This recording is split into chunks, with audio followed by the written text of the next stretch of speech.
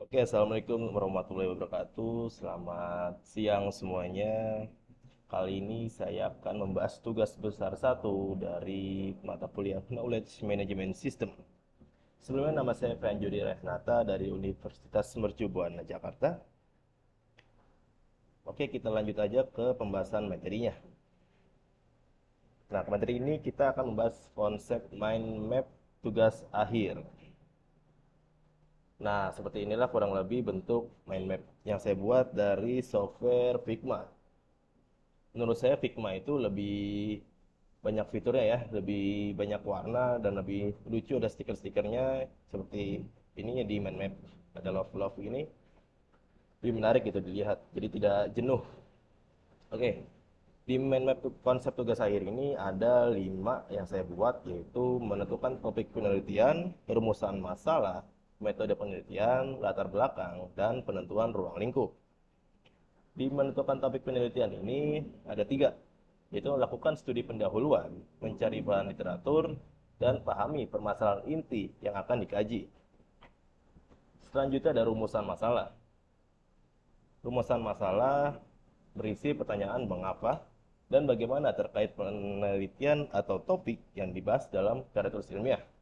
Nah, artinya apa sih? Nah, artinya itu masalah-masalah apa yang menjadi latar belakang penelitianmu dan ada harus diteliti. Jadi tidak ada miss gitu ya. Jadi harus tepat gitu. Selanjutnya ada latar belakang.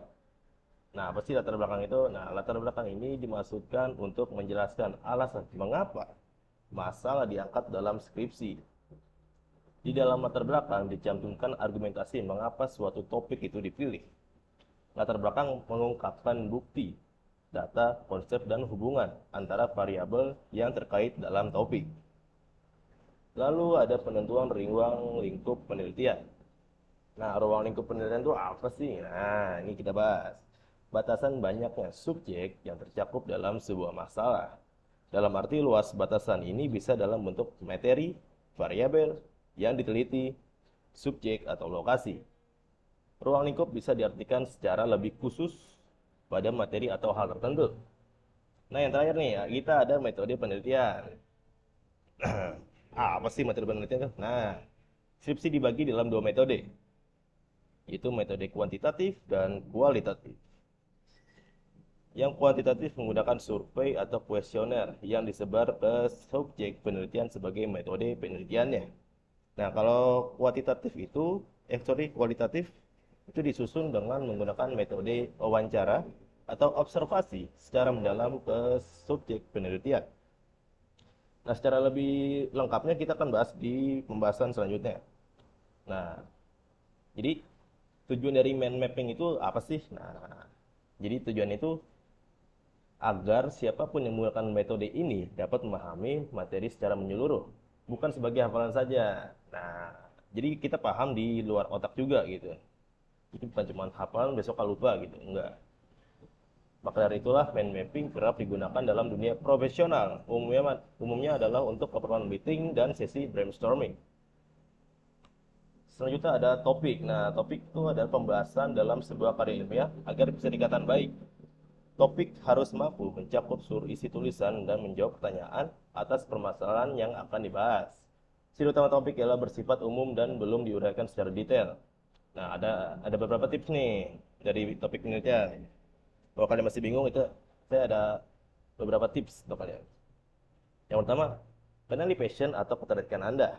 Yang kedua, membaca referensi artikel atau berita terkini. Lakukan studi pendahuluan, lalu mencari bahan literatur. Selanjutnya ada pahami permasalahan inti yang akan dikaji. Lalu membuat judul yang menarik, dan yang terakhir metode penelitian dalam penyusunan skripsi. Selanjutnya metode penelitian yang saya bilang tadi itu ini lebih lengkapnya. Kalau yang kuantitatif ini yang tadi kan sampai metode penelitian sorry sebagai metode penelitiannya aja. Nah, selanjutnya ini lebih lengkapnya, setelah data selesai dikumpulkan, perhitungan matematika dilakukan untuk mendapatkan kesimpulan. Umumnya skripsi kuantitatif menggunakan software untuk mengolah data hasil penelitiannya. contohnya SPSS. Lalu yang kualitatif ini kita sampai di subjek penelitian ya. Yang lengkapnya karena penelitian skripsi kualitatif tidak menggunakan perhitungan matematika. Biasanya proses pengumpulan datanya memerlukan waktu yang lama demi hasil analisa yang akurat. Biar tidak ada data yang hoax dan harus valid. Rumusan masalah adalah tulisan singkat yang berisi pertanyaan tentang topik diangkat oleh penulis. Jadi rumusan masalah memuat pertanyaan yang hendak dijawab oleh penulis melalui karya tulis ilmiahnya. Kata tanya yang dipakai oleh penulis dalam membuat rumusan masalah biasanya adalah mengapa, bagaimana, dan apa. Cara membuat rumusan masalah yang benar. Yang pertama itu buat secara spesifik. Cara membuat rumusan masalah yang paling utama adalah membuat rumusan secara spesifik. Menentukan metode penelitian sesuai, mencari wawasan teori mendukung metode penelitian yang dipilih. Lalu ada kreatif melihat fenomena di sekeliling. Dan yang terakhir gunakan 5W plus 1H. Itu dasar sekali yang menggunakan W 1H itu. Lalu ada latar belakang di tugas akhir.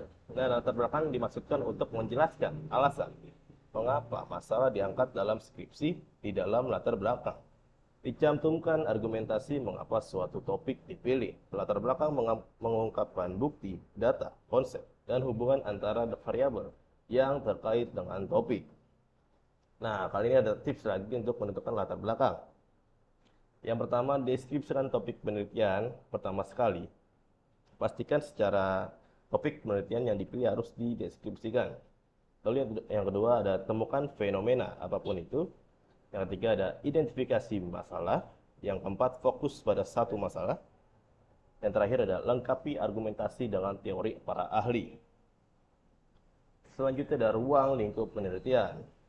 Ruang lingkup itu batasan subjek yang akan diteliti dalam berupa batasan masalah ataupun jumlah subjek yang diteliti ya, seperti tadi yang saya bilang pada mind map yang saya buat.